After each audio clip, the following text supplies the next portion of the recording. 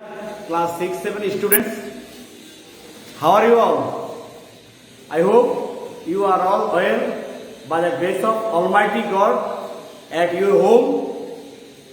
After a long period of coronavirus, our online class has started. I hope you are all watching our online class and prepare yourself and you prepare yourself very well.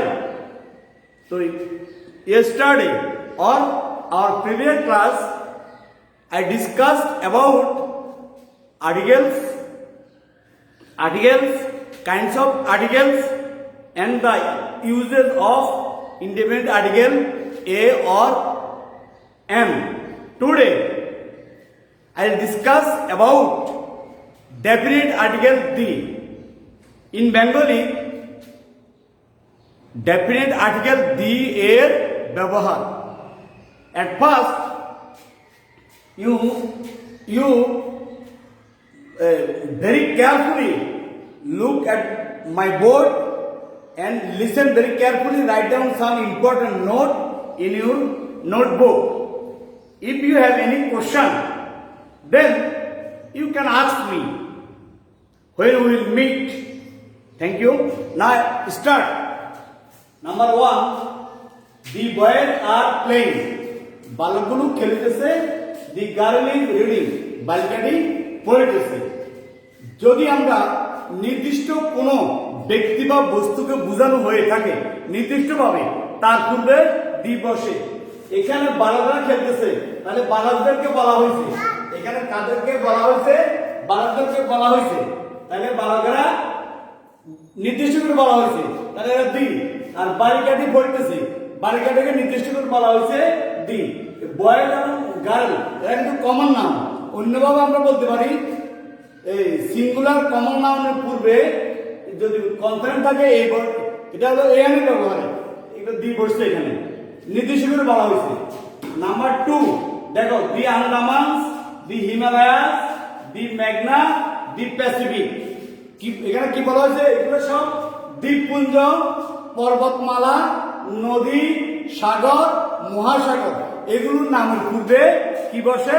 দি বসে। যেমন আমাদের দি bay of Bengal, আমি এখানে লিখি নাই। The bay of Bengal, the Arabic sea, তাহলে the Andaman, দি হিমালয়া, দি মেঘনা, দি পৃথিবী। এখানে দি মেঘনা হতে পারে দি কর্ণফুলী, দি পদ্মা ইত্যাদি ইত্যাদি।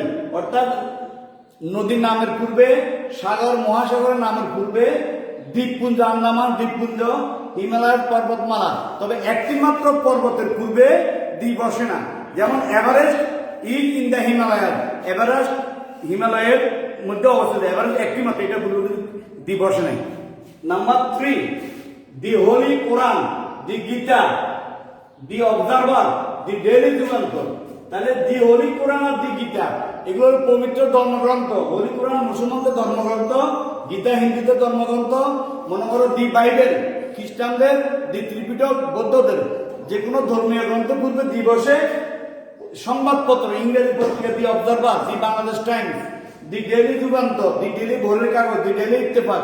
তাহলে সংবাদপত্রের নামের পূর্ব দিবসে, পবিত্র ধর্মগ্রন্থ নামের পূর্ব দিবসে। এটা সবাই বুঝতে পারছো? এরপরে দেখো number 4 the sun, the moon, the south ইত্যাদি ইত্যাদি।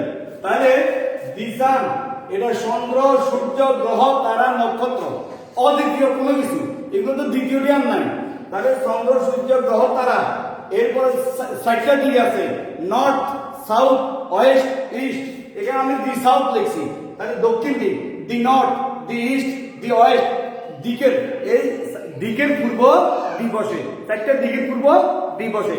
এটা ক্লিয়ার তো সবাই? তাহলে চন্দ্র, সূর্য, গ্রহ, তারা, নক্ষত্র এগুলো অদ্বিতীয় বস্তু। তবে গড, আল্লাহ বা গডের পরে পূর্বে দি বসে না। আল্লাহ অর গড এগুলোর পূর্বে দি বসে না। এরপরে নিয়মটা দেখো নাম্বার 5 দি ইউএসএ, দি পাঞ্জাব। তাহলে অর্থপূর্ণ ভৌগোলিক নাম, কোন অর্থপূর্ণ ভৌগোলিক নাম বা বিখ্যাত দেশের নাম আমরা সংক্ষিপ্ত নামের পূর্বে দি বসে। অর্থপূর্ণ বা ভৌগোলিকভাবে অর্থপূর্ণ, যেমন the USA, United States of America হইতে পারে, দি ইউএসএসআর হইতে পারে, তারপরে দি ইউকে হইতে পারে, এরপর দি পাঞ্জাব, এটা একটা ভৌগোলিকভাবে অর্থপূর্ণ, দি পাঞ্জাব এটা ভারতে, তারপর the USSR, United States of Socialist Russia, ইত্যাদি ইত্যাদি। তাহলে ভৌগোলিকভাবে অর্থপূর্ণ নাম এর পূর্বে দি বসে। এরপরে জাতি বা সম্প্রদায়, খেয়াল করো, জাতি বা সম্প্রদায়, the English, the rich, the Muslim, the poor, ইংরেজ জাতি, মুসলিম জাতি, দি হিন্দু জাতি, তারপরে একটা সম্প্রদায় দি রিচ, ধনী ধনী সম্প্রদায়কে বোঝাচ্ছে, দি পুয়ার গরিবদেরকে বোঝানো হয়েছে। তাহলে এগুলোর পূর্ব দি বসে। আমরা সবাই ক্লিয়ার তো? এবার নাম্বার 7, এখানে আমি দি সাহারা, দি আরাবিয়ান ডেজার্ট অর্থাৎ মরুভূমি, এগুলো হলো মরুভূমি, মরুভূমির নামের পূর্ব দি বসে। দি সাহারা, দি আরাবিয়ান ডেজার্ট, আরবীয় মরুভূমি, এটা হলো সাহারা মরুভূমি। ঠিক আছে? তাহলে এগুলো নাম করা মরুভূমি, এই জন্য এগুলো নামের পূর্বে দি বসছে। নাম্বার 8, দি সংসদ ভবন, খেয়াল করো সবাই, দি তাজমহল, দি টুইন টাওয়ার, কি বলা হচ্ছে? বিখ্যাত স্থাপনা বা বিখ্যাত ভবন, ঐতিহাসিক স্থাপনা হলো দি তাজমহল। তাহলে সংসদ ভবন আমাদের বাংলাদেশের জাতীয় সংসদ। দি টুইন টাওয়ার এটা আমেরিকার একটা বিখ্যাত ব্যবসায়িক প্রতিষ্ঠান ছিল। তাহলে এগুলোর নামের পূর্বে দি বসে। এবার আসো দি নওয়াবপুর রোড, রাস্তার নামের সাথে যদি কোনো রাস্তার নামের সাথে রোড থাকলে কোনো, যেমন দি নওয়াবপুর রোড, এটা একটা নওয়াবপুরের রোড আর কি, তাহলে রোড কথাটা আছে। দি ইসলামপুর রোড, দি ইসলামপুর রোড, দি মনে করো সায়দাবাদ রোড, দি ইসলামাবাদ রোড ইত্যাদি আছে না, রাস্তার নামের পূর্বে কি বসে? দি বসে। তাহলে দি নওয়াবপুর রোড। ঠিক আছে? আমি একটা উদাহরণ দিচ্ছি এখানে, যে কোনো রাস্তার নামের পূর্বে দি বসে। রোড আছে, নওয়াবপুর রোড, এই রোড কথাটা আছে এখানে, এই জন্য এখানে রাস্তার নাম বোঝাতে। তবে স্ট্রিট, স্ট্রিটের পূর্বে বা অ্যাভিনিউ পূর্বে আবার দি বসে না, এটা খেয়াল রাখবেন। স্ট্রিট বা অ্যাভিনিউ পূর্বে দি বসে না।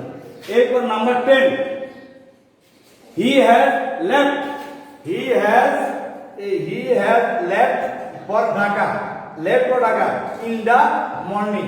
খেয়াল করো একটা জিনিস, খেয়াল করো, a morning, noon, afternoon, evening, night, এগুলোর পূর্বে যদি ইন থাকে, ইন থাকলে তারপরে দি বসে।